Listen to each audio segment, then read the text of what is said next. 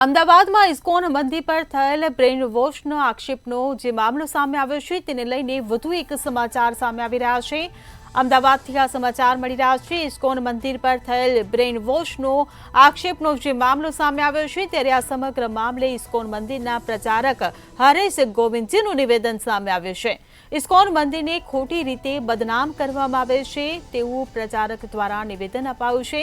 ISKCON મંદિરના કોઈ પણ પૂજારીની તેમાં સંડોવણી નથી તેવું નિવેદન આપ્યું છે। તો અરજીમાં આપેલા નામ ભક્તોના છે, પૂજારીના નથી।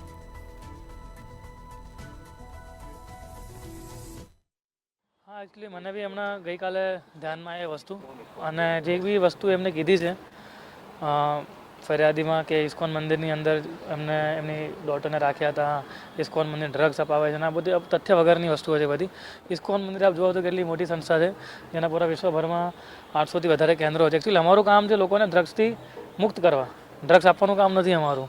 એટલે એ બધી તથ્ય વિહારની વાતો છે અને એમાં જે ભક્તોના નામ મેં જોયા હતા એ ભક્તો ગૃહસ્થ ભક્તો છે જે મંદિરની બહાર રહે છે, મંદિરના પૂજારી છે કે મંદિરના નિવાસી ભક્તો છે, એમાં કોઈ રોલ જ નથી આમનો।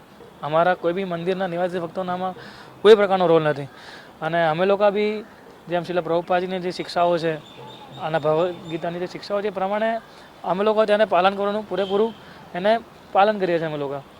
સો આ જે બનાવ જે છે મને લાગે ત્યાં સુધી એને આઈ થિંક એક વિડીયો બી એમનો આવેલો છે જેમાં એ પોતે કહે છે કે એમને આઈ થિંક ઘર છોડીને જતા રહ્યા હતા એ અને એમને મેરેજ કરી લીધા છે એમના ડોટરે એમ કરીને। સો આઈ થિંક મને લાગે ત્યાં સુધી એ ઘરનું એમનું મેટર હોઈ શકે છે, પણ ઇસ્કોન મંદિરની સામે જે એમને આક્ષેપ મૂક્યા છે આટલા બધા, જે બહુથી વધારે પડતા એમને આક્ષેપ મૂકી દીધા છે, રાઈટ। સો એ બધા તથ્ય વિહોણા છે, એમાં કોઈ પ્રકારનું તથ્ય છે નહીં। અમારા મંદિરમાં તમે બધું ઓપન મંદિર છે, પોલીસને આવવું હોય તો બી ચેક કરી શકે છે અને એમને બી આવવું હોય તો એ બી અહીંની તપાસ કરી શકે છે। મંદિરમાં કેવી રીતના માહોલ રહે છે, મંદિરના નિવાસી ભક્તો કેટલા હોય છે, શું કરે છે, બધી રીતના